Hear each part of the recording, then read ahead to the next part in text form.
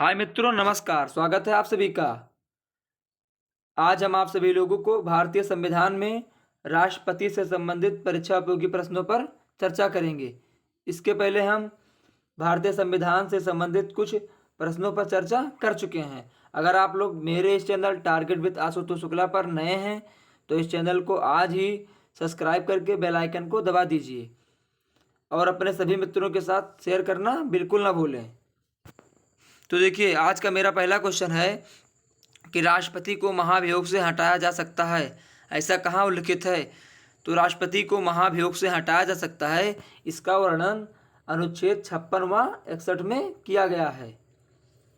अनुच्छेद 56 और 61 कहता है कि राष्ट्रपति को महाभियोग से हटाया जा सकता है। इसके बाद अगला क्वेश्चन है, राष्ट्रपति पर महाभियोग प्रस्ताव पारित करने के लिए सदस्यों का बहुमत आवश्यक है। दूसरा क्वेश्चन कह रहा है कि राष्ट्रपति पर महाभियोग का प्रस्ताव करने के लिए सदस्यों का बहुमत कितना होना चाहिए, कितना बहुमत होना आवश्यक है। तो इसका आंसर होगा सदन की कुल सदस्यों का 2/3 बहुमत होना चाहिए। राष्ट्रपति पर महाभियोग लगाने के लिए सदन की कुल सदस्यों का 2/3 बहुमत होना जरूरी है। इसके बिना आप राष्ट्रपति पर महाभियोग नहीं लगा सकते हैं। तो देखिए अगला क्वेश्चन, कौन से अनुच्छेद में राष्ट्रपति व प्रधानमंत्री के संबंधों का समुचित ढंग से परिभाषित करता है।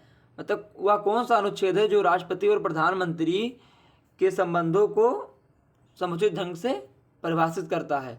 तो इसका आंसर होगा जो है अनुच्छेद 78। अनुच्छेद 78 जो है ये राष्ट्रपति और प्रधानमंत्री के संबंधों का उल्लेख करता है। उसके बाद चौथा क्वेश्चन है कि पुडुचेरी के मुख्यमंत्री की नियुक्ति राष्ट्रपति के द्वारा की जाती है, संबंधित प्रावधानों का उल्लेख कहाँ किया गया है। जैसे पुडुचेरी और दिल्ली भी कह लो, तो पुडुचेरी और दिल्ली के मुख्यमंत्री की जो नियुक्ति होती है ये राष्ट्रपति के द्वारा की जाती है। इसका उल्लेख कहाँ किया गया है, तो इसका उल्लेख संघ शासित प्रदेश अधिनियम के अंतर्गत किया गया है। इसके बाद हम चलेंगे अगले क्वेश्चन पर। अगला क्वेश्चन कह रहा है कि डॉक्टर राजेंद्र प्रसाद एकमात्र ऐसे व्यक्ति थे जो भारत के 2 बार राष्ट्रपति बने। देखिए क्वेश्चन इस प्रश्न में ही छिपा है। अब क्वेश्चन पूछा जाएगा कि ऐसे कौन से व्यक्ति हैं जो भारत के 2 बार राष्ट्रपति बने। तो कौन है, डॉक्टर राजेंद्र प्रसाद जी एकमात्र ऐसे व्यक्ति हैं जो भारत के 2 बार प्रधानमंत्री बने। इसके बाद जो है राष्ट्रपति के रूप में उनका कार्यकाल कितना रहा। तो राष्ट्रपति के रूप में उनका कार्यकाल 12 वर्ष तक रहा। अब आप सोचेंगे राष्ट्रपति का कार्यकाल 5 साल का होता है तो 2 बार रहे तो 10 साल हुआ। जी नहीं, 10 साल नहीं, 12 साल ये राष्ट्रपति के रूप में कार्यकाल इनका रहा। इसके बाद अगला क्वेश्चन है कि भारत के राष्ट्रपति चुनाव के संदर्भ में 1952 से अब तक कितनी महिलाओं ने राष्ट्रपति का चुनाव लड़ा। मतलब भारत के राष्ट्रपति के चुनाव में 1952 से लेकर अब तक कितनी महिलाओं ने राष्ट्रपति का चुनाव लड़ा। तो इसका आंसर होगा 6 महिलाओं ने। मतलब 6 महिला ऐसी थीं जो राष्ट्रपति के चुनाव में भाग लिया, मतलब चुनाव को लड़ा। इसके बाद अगले क्वेश्चन पर चर्चा करेंगे। अगला क्वेश्चन कह रहा है कि राष्ट्रपति प्रधानमंत्री की सलाह पर मंत्रियों की नियुक्ति किस अनुच्छेद के तहत करते हैं। जो राष्ट्रपति हैं ये प्रधानमंत्री की सलाह पर मंत्रियों की नियुक्ति किस अनुच्छेद के तहत करते हैं। तो इसका आंसर होगा अनुच्छेद 75 के तहत करते हैं। राष्ट्रपति जी प्रधानमंत्री की सलाह पर मंत्रियों की नियुक्ति अनुच्छेद 75 के तहत करते हैं। अगला क्वेश्चन है, केंद्र में राष्ट्रपति की सहायता एवं सलाह देने हेतु कौन होता है। तो केंद्र में राष्ट्रपति की सहायता एवं सलाह देने के लिए मंत्री परिषद होती है। ये जो मंत्री परिषद होता है ये केंद्र में राष्ट्रपति की सहायता एवं सलाह देने के लिए होता है। अब देखिए इसका जिक्र जो है अनुच्छेद 74 में किया गया है। अनुच्छेद 74 में इसका जिक्र किया गया है। तो क्वेश्चन पूछ लिया जाएगा कि केंद्र में राष्ट्रपति की सहायता एवं सलाह देने का उल्लेख किस अनुच्छेद में किया गया है। तो इसका आंसर होगा अनुच्छेद 74 में इसका उल्लेख किया गया है। इसके बाद अगला क्वेश्चन है, उच्चतम न्यायालय के मुख्य न्यायाधीश जिन्होंने राष्ट्रपति के चुनाव के प्रत्याशी के रूप में भाग लिया। उच्चतम न्यायालय के मुख्य न्यायाधीश जिन्होंने राष्ट्रपति के चुनाव में भाग लिया वो कौन थे। तो वो है जो है के सुब्बा राव जी थे।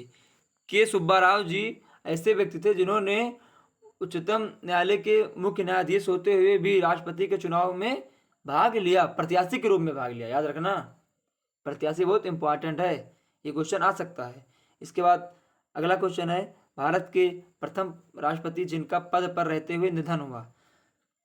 तो ऐसे दो राष्ट्रपति हैं जिनका पद पर रहते हुए निधन हुआ। पहला डॉक्टर जाकिर हुसैन और दूसरा फखरुद्दीन अली अहमद।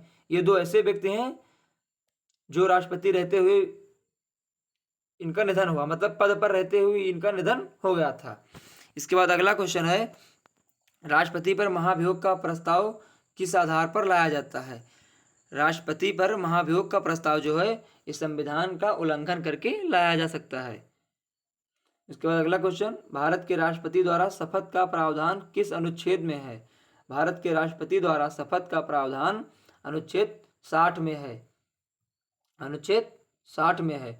और प्रधानमंत्री के शपथ का प्रावधान अनुसूची 3 में है। देखिए, प्रधानमंत्री के शपथ का कोई भी जिक्र अनुच्छेद में नहीं किया गया है, उनके शपथ का जिक्र अनुसूची में किया गया है।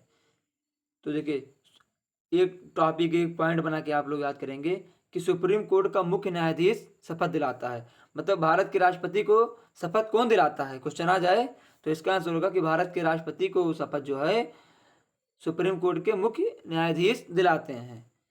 तो सुप्रीम कोर्ट के मुख्य न्यायाधीश जो हैं ये राष्ट्रपति को शपथ दिलाते हैं।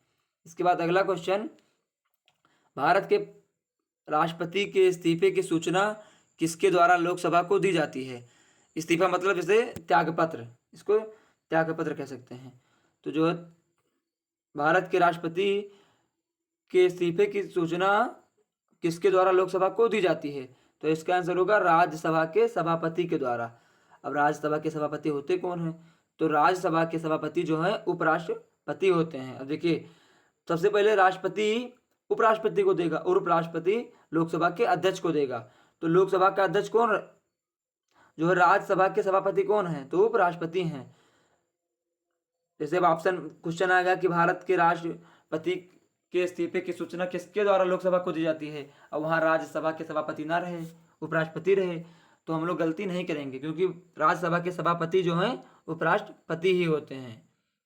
इसके बाद अगला क्वेश्चन, भारत के राष्ट्रपति का पद निर्धारित समय से पूर्व रिक्त हो जाने पर नए चुनाव कब तक करवाने आवश्यक हैं। भारत के जो राष्ट्रपति हैं इनका पद निर्धारित समय से पूर्व, मतलब जैसे इनका पद निर्धारित है कितने दिन तक इनको रहना है, उसके पहले ही अगर इनका पद रिक्त हो गया तो कब तक नए चुनाव करवाने आवश्यक हैं। तो इसका आंसर होगा 6 माह के भीतर। 6 माह के भीतर नए चुनाव करवाना बहुत जरूरी है, मतलब आवश्यक है। इसके बाद अगला क्वेश्चन, राष्ट्रपति बनने हेतु आवश्यक योग्यताओं का उल्लेख संविधान के कौन से अनुच्छेद में किया गया है। तो राष्ट्रपति बनने हेतु आवश्यक योग्यताओं का जो है उल्लेख जो है यह है अनुच्छेद 58 में किया गया है। अनुच्छेद 58 में राष्ट्रपति बनने हेतु आवश्यक योग्यताओं का जिक्र किया गया है। इसके बाद अगला क्वेश्चन, राष्ट्रपति के निर्वाचक मंडल में शामिल होते हैं। तो राष्ट्रपति के निर्वाचक मंडल में जो है राज्यों की विधानसभाओं के निर्वाचित सदस्य शामिल होते हैं।